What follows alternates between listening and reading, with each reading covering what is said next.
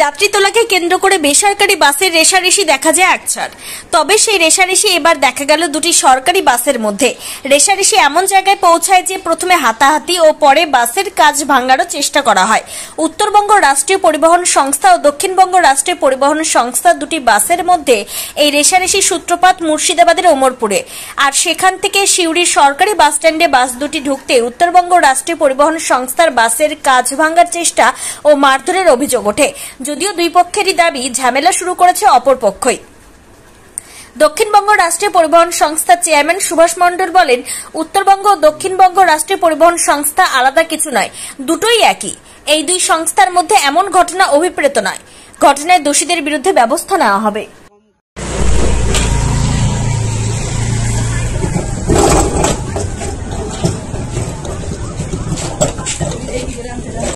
ঘটনাটা হয়েছিল ফারাক্কা ব্রিজ জাম চলছে, দিয়ে আমাদের ওখানে একটা টাইম কিপার আছে অমরপুরে, সে প্রত্যেকটা গাড়ি 15 মিনিট করে টাইম দিয়ে ছাড়ছে। কোনো টাইম টেবিল আজকের দিনটা নাই, মানে জাম যেহেতু, দিয়ে 15 মিনিট করে টাইম দিয়ে গাড়িটা ছাড়ছে। ও এসে আমার গাড়িটা 12টা টাইম দিচ্ছে, একটা 11:30 গাড়িকে 11:15 দিচ্ছে, মানে সব 15 মিনিট 20 মিনিট করে লেট আছে, বুঝলেন তো। 15 মিনিট করে গ্যাপ দিয়ে ছাড়ছে। এবার ওখানকার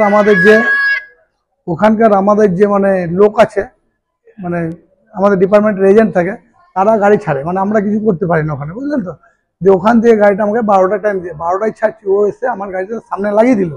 লাগিয়ে দিয়ে আমার ড্রাইভারের গেটে ড্রাইভারকে নেমে আমার ড্রাইভারকে কলার টলার ধরে জামা টামা কাপড় ছেড়ে দিয়ে ওই মা বোন তুলে গালাগালি করছে। আমি ডান দিতে গেলাম, আরে ভাই তুই একটা স্টাফকে কেন গালাগালি করছিস? দিয়ে এইবার ওখানকার যে ছেলেগুলো ছিল, যে চাওয়ালারা, দেখছে ড্রাইভারকে মারছে জামা, ওইখানকার লোকাল ছেলেতে ওই ড্রাইভারটাকে 2 থাপ্পড় দিয়েছে।